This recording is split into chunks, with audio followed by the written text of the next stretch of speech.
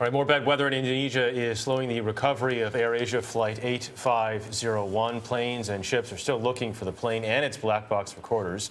Searchers have recovered more than 24 bodies. Alan Pizzey is in Surabaya, Indonesia, where the first identified victims are going back to their grieving families. Alan, good morning.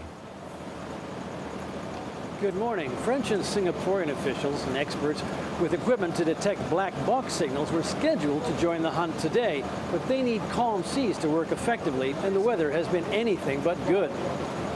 In spite of bad weather, the success rate is improving.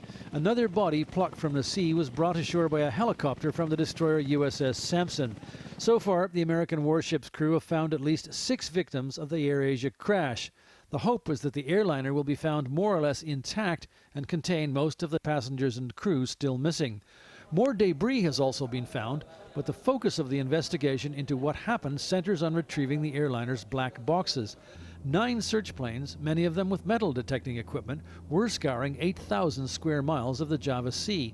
Search officials said the effort has now been narrowed down to about 10% of that, but there are in effect 2 search areas, because wind, waves and currents will have pushed bodies and debris on the surface away from the actual crash site.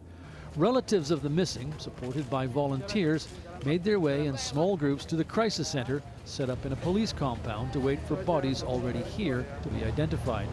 Today, 3 victims, including an 11-year-old boy, were handed back to their families. The bodies were identified by dental records and fingerprints, as well as clothing and personal effects.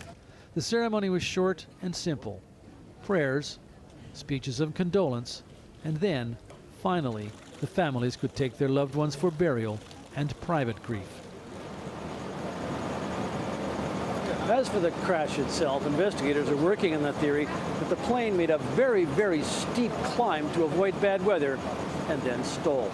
Anita? Alan, thank you.